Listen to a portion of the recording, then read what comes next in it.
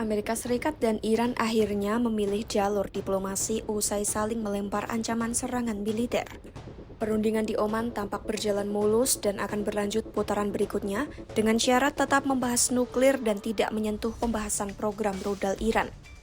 Padahal, pembatasan program rudal Iran menjadi salah satu tuntutan AS. Washington bahkan telah mengerahkan armada perang ke Timur Tengah, jaga-jaga jika Iran tak mau memenuhi tuntutan. Analis pun menilai jika AS benar-benar batal menyerang, maka Iran bisa dibilang menang banyak. Mengapa demikian? Simak selengkapnya dalam video berikut.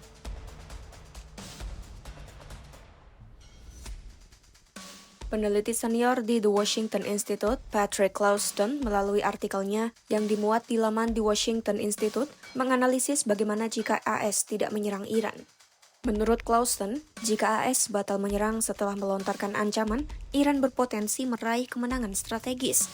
Namun kemenangan itu bukan karena lebih unggul secara militer, tetapi karena berhasil membuat negara adidaya mempertimbangkan ulang biaya dan risiko perang. Kemenangan itu bersifat asimetris. Pertama, Iran menang dalam diplomasi kawasan. Clouston menyoroti perubahan sikap negara-negara kawasan. Dalam beberapa pekan terakhir, sejumlah pemerintah Arab mendesak agar tidak ada serangan terhadap Iran. Riyadh dan Abu Dhabi bahkan secara terbuka menolak wilayahnya digunakan untuk operasi militer ofensif. Sinyal ini penting karena sebelumnya negara-negara Teluk kerap dipandang sejalan dengan tekanan Washington terhadap Teheran. Namun kekhawatiran akan serangan balasan Iran membuat mereka mengambil jarak. Jika AS batal menyerang di tengah desakan tersebut, Iran dapat menyimpulkan strategi ancaman balasannya berhasil memecah solidaritas blok anti-Iran. Secara diplomatik, ini adalah keuntungan besar bagi Teheran. Mereka tidak hanya bertahan, tetapi juga menciptakan keraguan di antara sekutu-sekutu utama Washington. Kedua, Iran menang karena rudalnya bisa dianggap berhasil membuat AS mundur. Iran juga dinilai tidak perlu mengalahkan AS untuk menang secara strategis. Mereka hanya perlu membuktikan biaya menyerang Iran terlalu mahal. Dalam konflik sebelumnya, Iran memang mengalami kerusakan signifikan hingga disebut kehilangan sebagian besar sistem pertahanan udaranya dan banyak peluncur rudal.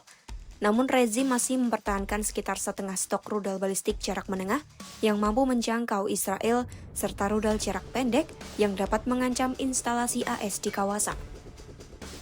Sementara itu, AS dan sekutunya menghabiskan sekitar 100 hingga 150 pencegat THAAD.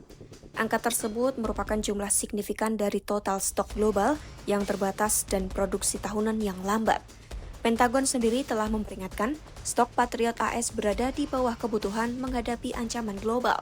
Dalam logika perang biaya, Iran menggunakan rudal yang relatif lebih murah untuk memaksa lawannya menghabiskan sistem pertahanan yang mahal dan terbatas.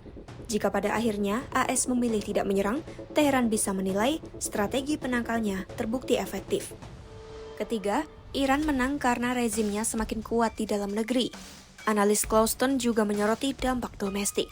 Setelah gelombang protes dan hukuman demonstran pada Januari 2026, Presiden AS Donald Trump secara terbuka mendorong warga Iran untuk terus melawan.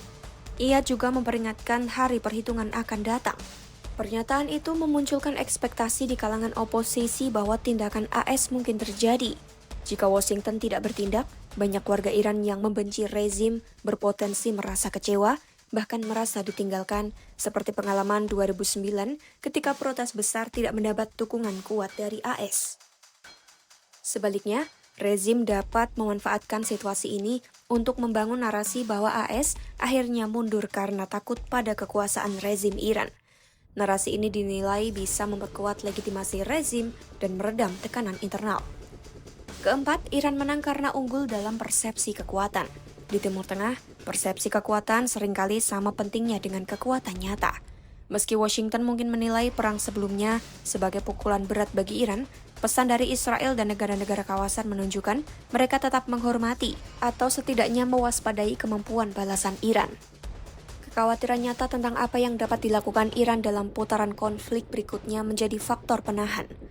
Jika AS batal menyerang setelah mengeluarkan ultimatum publik, mitos kekuatan Iran tetap hidup. Ketidakpastian tentang potensi serangan terhadap Israel, pangkalan AS atau jalur energi di kawasan menjadi kartu tawar penting bagi Teheran dalam negosiasi ke depan. Meski berpotensi menang secara strategis dan psikologis, Iran tetap menghadapi realitas keras di lapangan. Kerusakan fisik akibat konflik sebelumnya signifikan, termasuk melemahnya sistem pertahanan udara dan hancurnya banyak peluncur rudal. Ekonomi Iran juga tetap tertekan oleh sanksi dan masalah struktural. Kemenangan dalam persepsi tidak otomatis memperbaiki infrastruktur yang rusak atau kondisi ekonomi domestik. Selain itu, Clouston menegaskan faktor persepsi hanyalah salah satu elemen dalam kalkulasi militer. Jika serangan dinilai tidak akan menghasilkan dampak signifikan, maka keputusan AS untuk menahan diri bisa jadi didasarkan pada perhitungan rasional bukan ketakutan. Pada akhirnya, jika AS menahan diri, Iran bisa dianggap berhasil membuat lawan terbesarnya berpikir ulang. Dalam politik internasional, kemampuan mencegah serangan seringkali sudah dianggap sebagai sebuah kemenangan.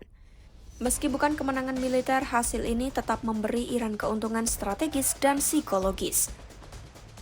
Tinggalkan pendapatmu di kolom komentar. Pantau terus perkembangan konflik AS Iran hanya di YouTube Kompas.com.